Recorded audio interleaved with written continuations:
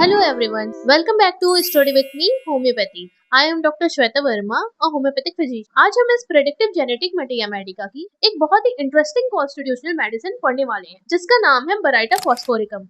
मेरा ऑब्जेक्टिव सिर्फ ये नहीं है कि आप इस रेमेडी को याद करें, मैं चाहती हूँ कि इस लेक्चर के एंड तक आप इस मेडिसिन को इतने अच्छे से समझ जाएं कि इस पेशेंट को इमेजिन कर सकें। जब आप पेशेंट को समझ जाते तो रेमेडी कभी भूलती नहीं है। तो नोटबुक लेकर बैठिए और इमेजिनेशन ऑन करिए। तो चलिए शुरू करते हैं। मैं आपसे एक क्वेश्चन पूछती हूँ, क्या आपने कभी ऐसा इंसान देखा है जो हर किसी से इतना प्यार करता हो कि अपने और पराये में डिफरेंस ही ना करे? हॉस्पिटल में कोई अननोन पेशेंट मिल जाए, उसके लिए मेडिसिन लेकर जाएगा, उसके लिए खाना अरेंज कर देगा, उसके रिलेटिव्स की भी हेल्प करेगा, लेकिन धीरे धीरे अपने ही घर वालों से इमोशनली दूर हो जाएगा।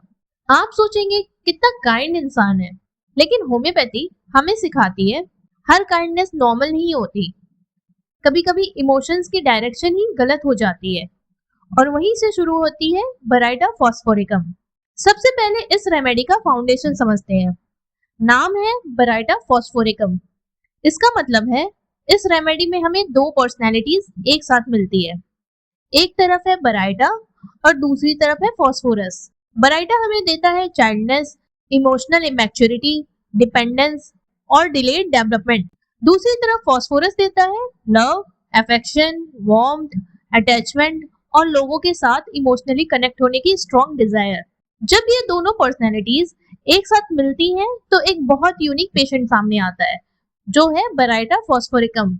हर कॉन्स्टिट्यूशनल रेमेडी का एक सेंटर थीम होता है।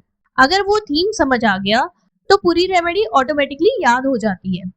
बराइटा फॉस्फोरिकम का मेन थीम है मिसप्लेस्ड वांट ऑफ मैग्नेटिज्म। ये नाम सुनने में थोड़ा डिफिकल्ट लग सकता है, लेकिन इसको सिंपल लैंग्वेज में समझते हैं। मैग्नेट क्या करता है? अपनी तरफ अट्रैक्ट करता है। बिल्कुल वैसे ही ये पेशेंट इमोशनली लोगों को अपनी तरफ खींचना चाहता है।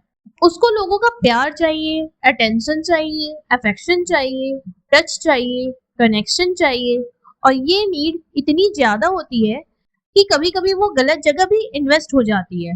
मैं एक सिंपल एग्जांपल देती हूँ। सोचिए कि स्कूल टीचर है, क्लास खत्म हो गई, सब बच्चे घर चले गए, लेकिन एक बच्चा रुक गया। वो टीचर को हग करता है और बोलता है, मैम मुझे आपसे बात करनी है। टीचर सोचती है कितना प्यारा बच्चा है, लेकिन अगर वही बिहेवियर हर किसी के साथ हो, हर नए इंसान के साथ इमोशनल अटैचमेंट बनने लगे, तो ये नॉर्मल अफेक्शन नहीं रहेगा। यहाँ इमोशंस की बाउंड्रीज ब्रेक होने लगती है, और इसी जगह बराइटा फॉस्फोरिकम का पिक्चर शुरू होता है। अब एक और पॉइंट समझिए।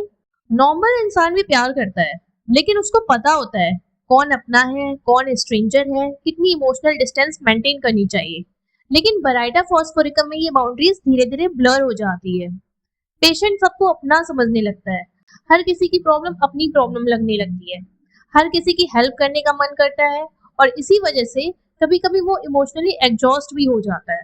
अब एक बहुत इंपॉर्टेंट क्वेश्चन आता है, आखिर ये पेशेंट हर किसी से इतना अटैच क्यों होता है? इसका आंसर समझना बहुत जरूरी है। हर इंसान को प्यार चाहिए, हर इंसान को एप्रिसिएशन अच्छा लगता है, लेकिन बराइटा फॉस में ये नीड नॉर्मल से बहुत ज्यादा होती है। इस पेशेंट को सिर्फ लोगों का साथ पसंद नहीं होता, उसको इमोशनली कनेक्टेड रहना जरूरी लगता है। अगर घर में सब लोग एक रूम में बैठते हैं तो ये भी वहीं बैठना चाहेगा। अगर सब कहीं बाहर जा रहे हैं तो ये अकेले घर में रहना पसंद नहीं करेगा, और अगर किसी वजह से इसको इग्नोर कर दिया जाए तो उसको बहुत बुरा लगता है। इसीलिए मैं कहती हूँ ये पेशेंट अटेंशन ही इमोशनल सिक्योरिटी ढूंढ रहा होता है। अब इस पिक्चर को और गहराई से समझते हैं। सोचिए एक माँ है, उसके बच्चे बड़े हो गए, जॉब करने लगे, अपनी फैमिली में बिजी हो गए। नॉर्मल पेरेंट्स को थोड़ा बुरा लगता है, लेकिन धीरे धीरे वो सिचुएशन एक्सेप्ट कर लेते हैं। लेकिन बराइटा फॉस पेशेंट के लिए ये एक्सेप्ट करना बहुत डिफिकल्ट होता है। उसको लगता है अब मुझे कोई प्यार नहीं करता, अब मेरी इंपॉर्टेंस खत्म हो गई है, मैं अकेला हो गया हूँ, और धीरे धीरे ये इमोशनल पेन डिप्रेशन में कन्वर्ट हो सकता है। यानी प्रॉब्लम लोनलीनेस की नहीं है, प्रॉब्लम इमोशनल अटैचमेंट टूटने की है। मैं एक एग्जांपल देती हूँ। मान लीजिए आपकी कॉलोनी में एक आंटी है, उनका अपना घर है, अपना परिवार है, लेकिन अगर कॉलोनी में किसी को भी प्रॉब्लम हो, सबसे पहले वही पहुंच जाती है। किसी को बुखार है, वो खाना लेकर पहुंच गए, किसी का ऑपरेशन हुआ है हॉस्पिटल में मिलने पहुंच गए। किसी की फाइनेंशियल प्रॉब्लम है, वो पैसे दे देती है। सुनने में ये बहुत अच्छा लगता है, लेकिन धीरे धीरे उन्होंने अपने घर वालों को ही टाइम देना कम कर दिया। अब ये नॉर्मल काइंडनेस नहीं है, ये मिसप्लेस्ड अफेक्शन है, यानी इमोशंस की डायरेक्शन बैलेंस में नहीं रही। एक और चीज ऑब्जर्व कीजिए, नॉर्मल इंसान किसी को हेल्प करता है, लेकिन उसकी एक लिमिट होती है। वो अपना काम कंप्लीट करेगा, अपनी फैमिली का ध्यान रखेगा, उसके बाद दूसरों की हेल्प करेगा। लेकिन बराइटा फॉस में प्रायोरिटीज उल्टी हो सकती है। पेशेंट पहले दूसरों के बारे में सोचेगा, बाद में अपने बारे में। कभी कभी अपनी हेल्थ इग्नोर कर देगा, अपना रेस्ट इग्नोर कर देगा, अपना पैसा भी खर्च कर देगा, सिर्फ इसलिए कि सामने वाला खुश हो जाए। और जब सामने वाला थैंक यू बोल देता है, तो इस पेशेंट को अंदर से बहुत सेटिस्फेक्शन मिलती है। ये अप्रिशिएशन उसके लिए एक इमोशनल मेडिसिन की तरह काम करता है। अब आप सोच रहे होंगे ये पिक्चर फास्फोरस जैसी लग रही है। आप बिल्कुल सही सोच रहे हैं, इसीलिए इस रेमेडी का नाम बराइटा फॉस्फोरिकम है। फॉस्फोरस की तरह ये पेशेंट भी वार्म हार्टेड होता है, फ्रेंडली होता है, लोगों से जल्दी घुल मिल जाता है, कोल्ड ड्रिंक पसंद होते हैं, डार्कनेस से डर लगता है। लेकिन एक बहुत बड़ा डिफरेंस है, फॉस्फोरस इमोशनली मैच्योर होता है, जबकि बराइटा फॉस्फोरिकम में इमोशनल मैच्योरिटी कंप्लीट डेवलप नहीं होती। इसीलिए उसका अफेक्शन भी चाइल्डिश हो जाता है। वो लोगों से वैसे ही अटैच होता है जैसे एक छोटा बच्चा अपनी फेवरेट टीचर से अटैच होता है। क्लिनिकल प्रैक्टिस में एक बात हमेशा याद रखिए, सिर्फ अफेक्शनेट पेशेंट देखकर बराइटा फॉस्फोरिकम प्रिस्क्राइब मत कीजिए। अफेक्शन तो पल्साटिला में भी मिलेगा, फॉस्फोरस में भी मिलेगा, लेकिन यहाँ देखना है क्या अफेक्शन बाउंड्रीज क्रॉस कर रहा है, क्या पेशेंट स्ट्रेंजर को भी फैमिली की तरह ट्रीट कर रहा है, क्या उसको इमोशनल कनेक्शन की अनयूजुअल नीड है, और क्या उसका बिहेवियर थोड़ा चाइल्डिश भी है। अगर इन सब का आंसर हाँ है, तो बराइटा फॉस्फोरिकम आपके सामने खड़ा है। अब तक हमने इस पेशेंट के इमोशंस को समझा, लेकिन क्लिनिक में पेशेंट अपना दिल लेकर नहीं आता। सबसे पहले वो अपनी बॉडी लेकर आता है, इसलिए हम उसकी फिजिकल कॉन्स्टिट्यूशन को भी समझते हैं। याद रखिए, कभी भी सिर्फ फिजिकल सिम्टम्स देखकर मेडिसिन प्रिस्क्राइब नहीं करना है। फिजिकल सिम्टम्स सिर्फ आपको डायरेक्शन देते हैं, फाइनल डिसीजन हमेशा मेंटल पिक्चर लेती है। तो चलिए देखते हैं, जब बराइटा फॉस्फोरिकम का पेशेंट क्लिनिक में एंटर करता है तो आपको सबसे पहले क्या नोटिस होगा। सबसे पहला ऑब्जर्वेशन होता है, ये पेशेंट अक्सर अपनी एक्चुअल एज से छोटा दिखाई देता है। मान लीजिए पेशेंट की एज 55 साल है, लेकिन अगर आप उसको देखें तो आपको लगेगा जैसे वो 30-35 साल का ही होगा। फेस स्मूथ है, एक्सप्रेशन इनोसेंट है, स्माइल बिल्कुल बच्चों जैसी है। ये सिर्फ स्किन की वजह से नहीं होता, ये पूरी पर्सनैलिटी का इफेक्ट होता है। उसके बात करने का तरीका, उसका रिएक्शन और उसका एक्सप्रेशन सब मिलाकर उसको यंगर अपीयरेंस देती है। अब हाइट ऑब्जर्व कीजिए, हर पेशेंट शॉर्ट नहीं होता, लेकिन काफी पेशेंट्स में शॉर्ट स्टेचर या अनडेवलप्ड बॉडी कॉन्स्टिट्यूशन मिल सकती है, यानी बॉडी की ग्रोथ एक्सपेक्टेड लेवल तक डेवलप नहीं हुई। ये बराइटा फैमिली का क्लासिकल पिक्चर है। लेकिन याद रखिए, अगर पेशेंट सिर्फ शॉर्ट है और मेंटल पिक्चर मैच नहीं करती, तो सिर्फ इस सिम्टम पर हम मेडिसिन नहीं दे सकते। जनरल कॉन्स्टिट्यूशन में एक और चीज मिलती है, ये पेशेंट जनरली चिली होता है। दूसरे लोग कंफर्टेबल फील होते हैं, लेकिन उसको ठंड लग रही होती है। रूम में एसी चल रहा हो तो ये सबसे पहले शॉल या स्वेटर ढूंढेगा। ये सिम्टम डायग्नोसिस नहीं करता, लेकिन अगर पूरी पिक्चर साथ में मिल जाए तो ये रेमेडी को सपोर्ट करता है। अब थर्स्ट की बात करते हैं। ये पेशेंट जनरली पानी अच्छी क्वांटिटी में पीता है। कभी कभी उसको ठंडा पानी और कोल्ड ड्रिंक पसंद होते हैं। ये फॉस्फोरस कंपोनेंट को सपोर्ट करता है। लेकिन फिर भी याद रखिए, थर्स्ट सिर्फ एक कंफर्मेटरी सिम्टम है, इसके बेसिस पे हम रेमेडी डिसाइड नहीं करते।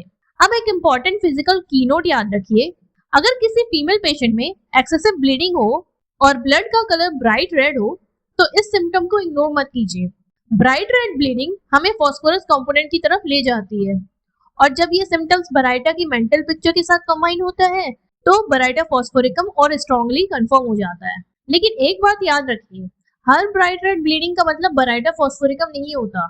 हमेशा पूरा पेशेंट देखना जरूरी है।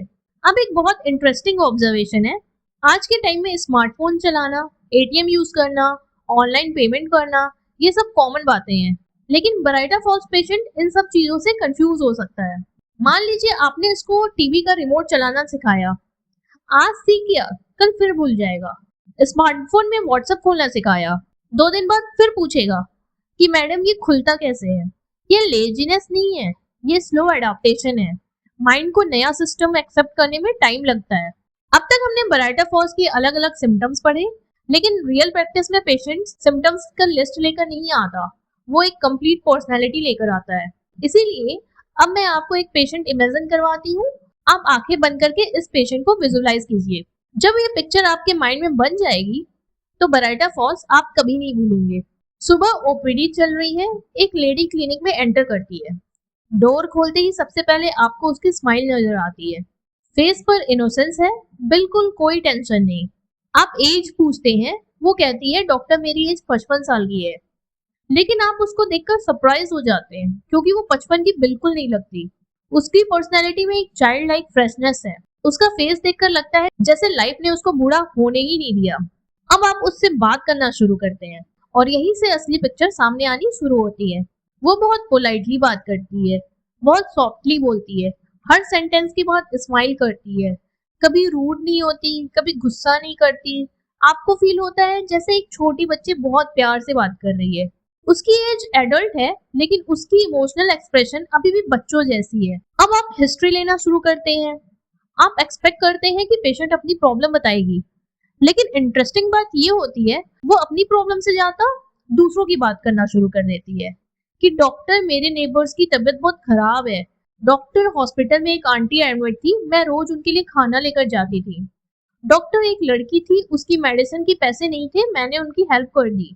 तो आप ध्यान दीजिए, आपने उससे उसकी कंप्लेन पूछी थी, लेकिन उसका माइंड बार बार दूसरों की तरफ चला जा रहा है। अब मैं आपसे एक क्वेश्चन पूछती हूँ, क्या ये सिर्फ काइंडनेस है? नहीं, यहीं पर डायग्नोसिस का सबसे इंपॉर्टेंट पॉइंट छुपा हुआ है। नॉर्मल इंसान हेल्प करता है, लेकिन उसकी प्रायोरिटीज क्लियर होती है। लेकिन ये पेशेंट कभी कभी अपनी हेल्थ को भी इग्नोर कर देता है, लेकिन स्ट्रेंजर की हेल्प नहीं छोड़ता। कभी अपनी मेडिसिन लेना भूल जाएगा, लेकिन हॉस्पिटल में किसी अननोन पेशेंट के लिए फ्रूट्स लेकर जरूर आएगा। यानी उसका प्यार गलत नहीं है, लेकिन उसका डायरेक्शन बैलेंस नहीं है। इसी वजह से हम इस पिक्चर को कहते हैं मिसप्लेस्ड लव। अब इस पेशेंट की डेली लाइफ देखिए। सुबह उठते ही सबसे पहले अपने रिलेटिव्स को फोन करेगी, फिर नेबर्स का हालचाल पूछेगी। हॉस्पिटल में किसी को एडमिट सुना तो मिलने चली जाएगी। किसी को ऑपरेशन हुआ तो उसके लिए खाना लेकर पहुंच जाएगी। किसी को इमोशनल सपोर्ट चाहिए तो सबसे पहले खड़ी होगी। लेकिन अगर आप पूछो आपने खाना खाया, आपने ब्रेकफास्ट किया, वो बोलेगी नहीं डॉक्टर, टाइम नहीं मिला मेरे को। ये है बराइटा फॉस्फोरिकम। दूसरों की जरूरत पहले, अपनी जरूरत बाद में। अब क्लिनिक में कंसल्टेशन कंप्लीट हो गई। मैं पेशेंट को बोलती हूँ मैडम मैं आपको प्रिस्क्रिप्शन व्हाट्सएप कर देती हूँ। वो मुस्कुराकर कहती है डॉक्टर मुझे व्हाट्सएप चलाना नहीं आता। मैं पूछती हूँ फोन में गैलरी खोल लीजिए। वो कहती है मुझसे ये सब नहीं होता। अब ध्यान दीजिए, ये इंटेलिजेंस की कमी नहीं है, ये एडाप्टेशन की प्रॉब्लम है। माइंड नए सिस्टम को जल्दी अडॉप्ट नहीं कर पाता, इसीलिए ये पेशेंट बार बार हेल्प मांगता है। अब तक हमने बराइटा फॉल्स की पूरी पिक्चर समझ ली, लेकिन होम्योपैथी में सिर्फ रेमेडी को जानना काफी नहीं होता। एक अच्छा फिजिशियन वही होता है जो सिमिलर रेमेडीज में डिफरेंस आइडेंटिफाई कर पाता है। तो चलिए आज 3 रेमेडीज को एक पेशेंट की तरह कंपेयर करते हैं। सबसे पहला बराइटा कार्बोनिका। अगर मुझसे कोई सिर्फ एक लाइन में इस रेमेडी को डिफाइन करने को बोले तो मैं कहूंगी a child in a adult body. ये पेशेंट मेंटली मैच्योर नहीं होता, बहुत शाई होता है, बहुत टिमिड होता है, लोगों से बात करने में हेजिटेशन होती है, हर डिसीजन के लिए सपोर्ट चाहिए होता है, पब्लिक स्पीकिंग से डर लगता है, रिस्पॉन्सिबिलिटी लेने से डर लगता है, टेक्नोलॉजी भी नहीं सीख पाता। लेकिन ध्यान दीजिए, इस पेशेंट का मेन प्रॉब्लम लव नहीं है, इसका मेन प्रॉब्लम है डिलेड डेवलपमेंट, इनकम्प्लीट मैच्योरिटी और पुअर जजमेंट। अब दूसरी रेमेडी की बात करते हैं जिसका नाम है फॉस्फोरस। ये पेशेंट बिल्कुल अपोजिट पर्सनैलिटी का रहता है। ये ओपन हार्टेड होता है, फ्रेंडली होता है, आउटगोइंग होता है, लोगों से जल्दी फ्रेंडशिप कर लेता है, सबसे बात करेगा, सबकी हेल्प करेगा, लेकिन इसमें चाइल्डिश इमैच्योरिटी नहीं होती। ये इमोशनली मैच्योर होता है, इसको पता होता है कब हेल्प करनी है और कब मना करना है। ये इंटेलिजेंट भी होता है और नए इन्वायरमेंट में जल्दी एडजस्ट भी कर लेता है। अब इन दोनों को मिला दीजिए, एक तरफ बराइटा का चाइल्डिश माइंड, दूसरी तरफ फॉस्फोरस का लविंग हार्ट, और जो पेशेंट बनेगा उसका नाम होगा बराइटा फॉस्फोरिकम। ये पेशेंट सबसे प्यार करता है, सबकी हेल्प करता है, अननोन लोगों के लिए भी इमोशनल हो जाता है, लेकिन उसका अफेक्शन मैच्योर जजमेंट से गाइड नहीं होता। इसी वजह से कभी कभी वो अपनी फैमिली से ज्यादा स्ट्रेंजर्स के लिए सेक्रीफाइस कर देता है। यही इस रेमेडी का सिग्नेचर पिक्चर है। अब मान लीजिए 3 पेशेंट्स आपके क्लिनिक में आए। पहला पेशेंट बहुत शाई है, आंखों में देखकर बात नहीं करता, हर बात में माँ की तरफ देखता है। ये बराइटा काम हो सकता है। दूसरा पेशेंट बहुत फ्रेंडली है, सबसे कॉन्फिडेंटली बात करता है, ओपन पर्सनैलिटी है, ये फॉस्फोरस हो सकता है। और तीसरा पेशेंट बहुत स्वीट है, सबसे प्यार से बात करता है, हर किसी की हेल्प करता है, अननोन लोगों के लिए भी इमोशनली इन्वॉल्व हो जाता है, टेक्नोलॉजी में वीक है और उसकी इमोशनल मैच्योरिटी एज के हिसाब से कम लगती है। ये पिक्चर है बराइटा फॉस्फोरिकम की। अगर कोई आपसे कभी पूछे कि बराइटा फॉस्फोरिकम का सेंट्रल थीम क्या है, तो इसका आंसर होगा मिसप्लेस्ड वांट ऑफ मैग्नेटिज्म। अगर कोई पूछे पेशेंट का सबसे इंपॉर्टेंट मेंटल पिक्चर क्या है, तो इसका आंसर होगा childish affection with emotional dependence. अगर कोई पूछे सबसे इंपॉर्टेंट बिहेवियर क्या है, तो इसका आंसर होगा बाउंड्रीज के बिना सबसे इमोशनल अटैचमेंट। अगर इसको एक लाइन में याद रखना हो तो आप बोलेंगे a patient whose love is more than his judgment। Clinical practice में एक मिस्टेक बहुत कॉमन होती है। हम किसी पेशेंट को बहुत काइंड देखते ही फॉस्फोरस सोच लेते हैं, या किसी को बहुत शाई देखकर बराइटा का प्रिस्क्राइब कर देते हैं। लेकिन एक एक्सपीरियंस फिजिशियन दोनों को कंबाइन करके देखता है। अगर पेशेंट में बराइटा की इमैच्योरिटी और फॉस्फोरस का लविंग नेचर भी हो, तो आप बराइटा फॉस्फोरस की तरफ कॉन्फिडेंटली जा सकते हैं। इसीलिए हमेशा सिम्टम्स नहीं, पेशेंट की कंप्लीट पर्सनैलिटी को प्रिस्क्राइब कीजिए। अब इस पेशेंट को एक बार फिर से देखिए। ये चाइल्डिश है लेकिन प्यारा है, ये इमैच्योर है लेकिन दिल का बहुत साफ है, ये स्ट्रेंजर्स को भी अपना समझता है, ये सबसे इमोशनल अटैचमेंट बना लेता है, ये टेक्नोलॉजी से कंफ्यूज हो जाता है, ये अपनी एज से छोटा लगता है, और सबसे बड़ी बात, ये दुनिया को दिल से देखता है, दिमाग से नहीं। अगर सिर्फ एक लाइन लिखनी हो, ये लाइन कभी मत भूलिए। Baryta phosphoricum is a patient whose emotional attachment is greater than his emotional judgment। या और सिंपल लैंग्वेज में समझे तो दिल बहुत बड़ा है लेकिन इमोशनल मैच्योरिटी उतनी डेवलप नहीं हुई। बस ये एक लाइन याद रखिए और आपको पूरी रेमेडी याद रहेगी। तो दोस्तों, आज हमने बराइटा फॉस्फोरिकम को सिर्फ सिम्टम्स की लिस्ट की तरह नहीं पढ़ा, बल्कि एक कंप्लीट इंसान की तरह समझा। और होम्योपैथी का असली मकसद भी यही है, डिजीज को ट्रीट करना है तो पेशेंट को समझना। जब भी आपको कोई ऐसा पेशेंट मिले जो अपनी एज से यंगर लगे और बहुत इनोसेंट हो, सबसे इमोशनल अटैचमेंट बना लेता हो और अपनी जरूरत से पहले दूसरों की जरूरत रखे और इमोशनल जजमेंट में इमैच्योर हो, तो बराइटा फॉस्फोरिकम को जरूर याद करिए। अगर आज की मास्टर क्लास में आपको कुछ नया सीखने को मिला हो तो वीडियो को लाइक करिए, शेयर करिए और चैनल को सब्सक्राइब करना ना भूलिए।